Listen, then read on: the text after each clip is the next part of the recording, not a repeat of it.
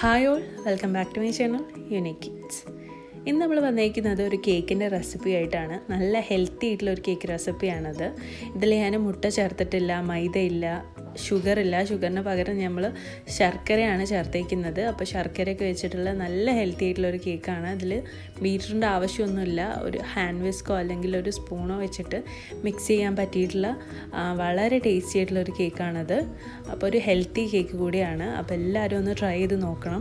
അപ്പോൾ നമുക്കിത് എങ്ങനെയാണ് ഉണ്ടാക്കുന്നതെന്ന് നോക്കാം. അതിനു മുമ്പ് നിങ്ങൾ ആദ്യമായിട്ടാണ് ഈ ചാനൽ കാണുന്നതെന്നുണ്ടെങ്കിൽ ഒന്ന് സബ്സ്ക്രൈബ് ചെയ്യുക. കൂടെ ആ ബെല്ലൈക്കൺ കൂടെ ഒന്ന് പ്രസ് ചെയ്ത് കഴിഞ്ഞാൽ ഞാൻ വീഡിയോസ് ഇടുമ്പോൾ തന്നെ നിങ്ങൾക്ക് നോട്ടിഫിക്കേഷൻ കിട്ടും.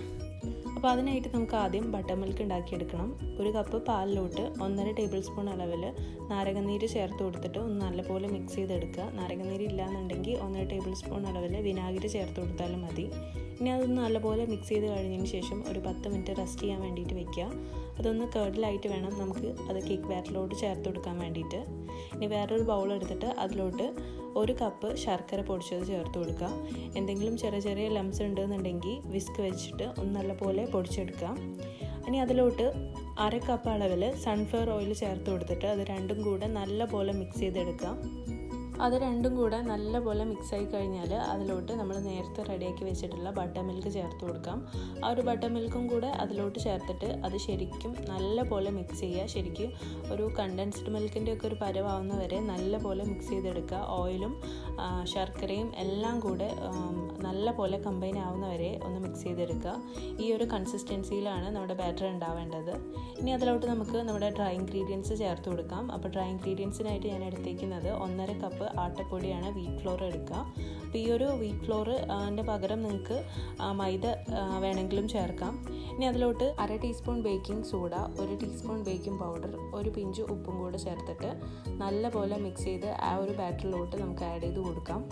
ഇനി അത് പതുക്കെ ഒന്ന് മിക്സ് ചെയ്ത് കൊടുക്കുക. ആ ഒരു മിക്സ് ചെയ്യുന്ന കൂട്ടത്തിൽ തന്നെ ഒരു 1/4 കപ്പ് പാല്, റൂം ടെമ്പറേച്ചറിലിരിക്കുന്ന പാലും, അതേപോലെ 1 ടീസ്പൂൺ നല്ലപോലെ ചെറുതായിട്ട് ചതച്ചിട്ടുള്ള ഇഞ്ചി കൂടെ ചേർത്ത് കൊടുക്കാം.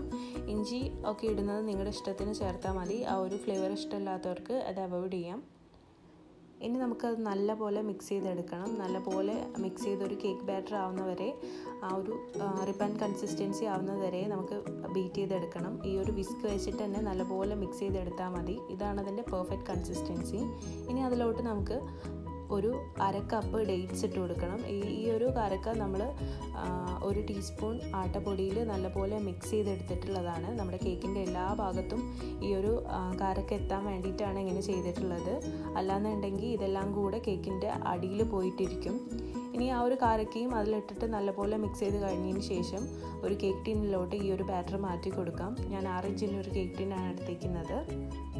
ബട്ടർ പേപ്പർ വെച്ചിട്ട് ഞാൻ ചുറ്റും അതൊന്ന് ഗ്രീസ് ചെയ്തെടുത്തിട്ടുണ്ട്. ഇതൊരു 50-55 മിനിറ്റ് വരെ നമുക്ക് ബേക്ക് ചെയ്തെടുക്കണം. അതിൻ്റെ മുകളിൽ ഞാൻ കുറച്ച് കാഷ്യൂസ് വിതറിയിട്ടുണ്ട്. അത് 2-3 പ്രാവശ്യം ടാപ്പ് ചെയ്തിട്ട് പ്രീ ഹീറ്റ് ചെയ്തിട്ടുള്ള ഒരു കടായിലോട്ട് മാറ്റി കൊടുക്കാം. ഞാനിത് 10 മിനിറ്റ് പ്രീ ഹീറ്റ് ചെയ്തിട്ടുള്ള കടായിയാണ്. ഇതിലൊരു 55 മിനിറ്റ് നമുക്ക് ബേക്ക് ചെയ്തെടുക്കണം.